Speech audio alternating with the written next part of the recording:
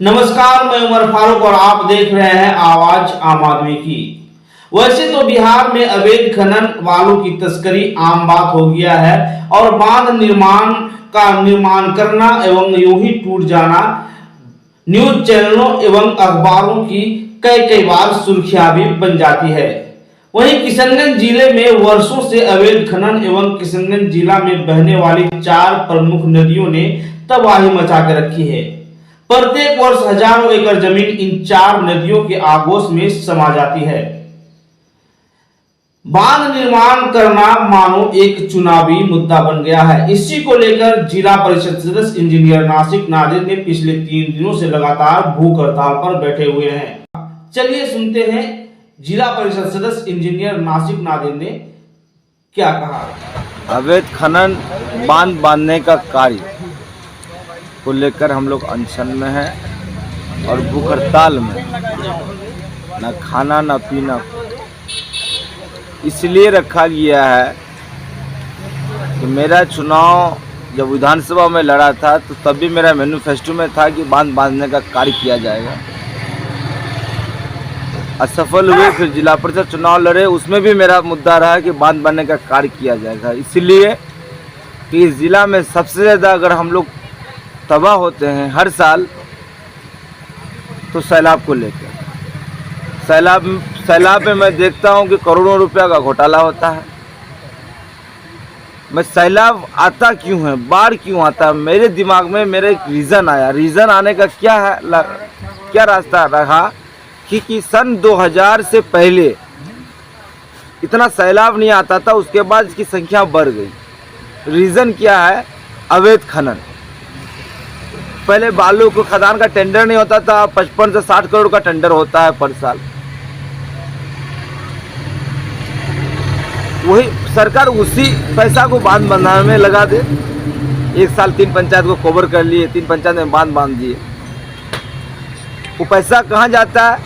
राजस्थान की कंपनी आती है, चड्डा कंपनी, उसके खिलाफ कोई बोल नहीं सकता। एक जिला परिषद उसके खिलाफ कोई बोलना शुरू किया सदन में तो वो ऐसा पलांटी भरा कि वो जिला परिषद हार्ट अटैक करके डेथ कर गए। उसके हम लोग को कितना बड़ा छेद है इस चीज़, हम लोग एहसास कर रहे हैं इस चीज़ को। एक जिला परिषद कहीं 4 बच्चा डूब के मर जाता है, 3 फीट गड्ढा करने के अलावा 100 फीट से एवं गड्ढा करता है, वहाँ पे 4 बच्चा डेथ कर गया। जिला परिषद जाके वहाँ जाके उसको समझाने लगे तो उसको 4 स्कॉर्पियो से जाके गलत तरीके से उससे बदतमीजी किया गया, धौंसाया गया। जब यहाँ सैलाब आता है तो गरीब के लिए आप लोग खड़ा क्यों नहीं होते ऐसे कंपनी के आदमी। दूसरी तरफ किशनगंज सीमांचल का 4 जिला में सबसे ज़्यादा भट्टा किशनगंज जिला में। इस एरिया का मिट्टी को बेच के ये लोग ईटा बना के बेचते हैं। मिट्टी बेचने से रीज़न क्या होता है कि महानंदा और हमारा ये जो कोचाधामन है, कोचाधामन में सबसे ज़्यादा तबाही होता है। एक तरफ कोल नदी, दूसरा तरफ महानंदा नदी। और जिस पंचायत में अभी हम धरना में बैठे हैं, इस पंचायत में डोक और महानंदा नदी का कंबाइन सबसे ज़्यादा तबाह पाटकी पंचायत, कोचाधामन का पाटकुई, जिरामारी, बगलवाड़ी और कुट्टी। 7 पंचायत का मैं जिला परिषद, 7 पंचायत 4 पंचायत सबसे ज़्यादा बाढ़ किस एरिया है। सैलाब आता है, जिस एरिया का मिट्टी उठता है उस एरिया में सब गड्ढा होने के रीज़न सबसे ज़्यादा पानी आया, दूसरे घरों में पानी जाने का ये रहता है। मुझे सरकार से मांग है कि ये अवैध खनन करवा रहे हैं तो इसको बंद करवाइए। इसको अगर धंधा करवाते हैं तो पब्लिक को सुविधा दीजिए। बांध बनाना बहुत ही ज़रूरी है। इसीलिए ज़रूरी है जब खेती नहीं रहेगा। जैसे पाटीवाला पंचायत में एक चकचकी गांव है, आज से 10 से 12 साल पहले वो बह चुका है। 2-3 गांव ऐसा पाटकुई पंचायत के वो बह चुका है। ड्रामड़ी पंचायत का एक गांव बह चुका है। वो बगलवाड़ी पंचायत का 80% गांव बह गया। जब मेरा एरिया नहीं रहेगा, मेरा ज़मीन नहीं रहेगा तो हम रहेंगे कहाँ? मेरे गार्जियन लोग खेती कैसे करेंगे, खाएंगे कैसे?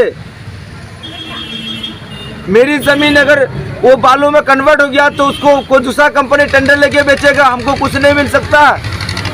हमको पहले सेफ कीजिए। बांध बांधने का कार्य को लेके मैं भूख हड़ताल में हूँ। ये भूख हड़ताल मैं बहुत लंबा चलूँगा। जिला प्रशासन से के लोग आए थे और क्या आश्वासन? माइनिंग डिपार्टमेंट से आए थे। मैं अपनी बात रखा, उनको मैंने कहा कि मेरा सवाल आपसे नहीं, मेरा सवाल सरकार से है। जो माननीय मुख्यमंत्री जी, किशनगंज जिला में आप बहुत कुछ दिए, लेकिन जो भी चीज़ दी है उसको पहले आप उसको सेव करने के लिए बांध बांधना बहुत ही जरूरी है। जब मेरा ज़मीन ही नहीं रहेगा, मेरा खेती ही नहीं रहेगा, तो आपका अल्पसंख्यक का भवन, आपका ये कृषि कॉलेज, आपके प्रशासन, आपके पदाधिकारी यहाँ पे नौकरी कैसे करेंगे? यहाँ की जनता रहेगी कहाँ? जमीन को बताने की जरूरत है। ये पूरे जिला को लेकर आप कर रहे हैं कि अपने क्षेत्र? नहीं, पूरी जिला का मामला है। जिला का मामला। पूरे जिला में मुख्य 4 नदी है, डोक नदी, महानंदा नदी, कनकी नदी और रतुआ नदी, जिसमें सबसे ज़्यादा कटाव होता है जी। इसको रोकने का कार्य करना होगा। हर साल करोड़ों रुपया घोटाला करते हैं, होता है ना घोटाला। ये पैसा जाता है, उस पैसा को वहाँ मत लगाइए, उस पैसा को यहाँ लगाइए। 6,000 रुपया किसी मजदूर को अकाउंट में क्यों दीजिएगा आप? 5 साल में कितना पैसा बर्बाद होता है? वो पैसा को एक पंचायत को पहले सेव कर दीजिए ना, बांधने की जरूरत है। तो जब तक कोई संबंधित पदाधिकारी जो आपको ठोस आश्वासन ना मिले तब तक कब सर? तक पदाधिकारी हमेशा सैलाब, सर हम लोग जनप्रतिनिधि हैं। इस बार सैलाब में हम लोग जब जहाँ बारिश पानी आया सैलाब को, वहाँ घूमने गए तो जनता हमसे सवाल करने लगे। पदाधिकारी आते हैं, सीओ साहब और बीडीओ साहब, उसके सिवा कौन आते हैं? DCLR साहब एंड तो SDO साहब, कभी कभी DM साहब घूम लेते। क्या किया? आश्वासन देके चले गए। आश्वासन से काम नहीं होगा, अब काम करने की जरूरत है। माननीय मुख्यमंत्री जी, माननीय तेजस्वी यादव जी, मैं आप दोनों को कहना चाहता हूं, क्योंकि मैं आप ही के सरकार का एक जिला परिषद हूं, ये काम करना बहुत ही नेसेसरी है। आपको पर्सनली में देखना होगा। बरसात में हेलीकॉप्टर से घूम करके नहीं पता लगा सकते हैं कि किसका घर बर्बाद हो रहा है, किसका का मस्जिद कट रहा है, का मंदिर कट रहा है, का कब्रिस्तान बर्बाद हो रहा है। ग्राउंड में आके देखने की जरूरत है। कितना दिन से चल रहा है? 3 दिन है। 3 दिन, तीसरा दिन समाप्ति पे है। और कितना दिन चलेगा इस चीज़ का मैं गारंटी नहीं दे सकता। मैं जब तक मुझे सरकार से लिखित रूप में आवेदन नहीं देगा, मैं एक ही वर्ड जानता हूँ, revolution, human error, its future. क्या नाम है आपका? नासिक नदी, पोचा दामन। पिछले 15 साल से किशनगंज के लोगों के साथ अन्याय कर रही है। यहाँ के लोगों के लिए सबसे मुख्य काम था बांधने का काम, जो कि महानंदा बेसिन तस्लीम साहब इस आवाज़ को उठाया करते थे। तस्लीम साहब के उस सपने को कोई पूरा नहीं कर पाया। माननीय नीतीश कुमार जी से उनका अच्छा लगाव था, माननीय लालू प्रसाद जी से अच्छा लगाव था। कुछ दिन पहले भाजपा की सरकार थी तो हम लोगों को लगा कि काम नहीं होगा, लेकिन अब राजद और जेडीयू की सरकार है बिहार में।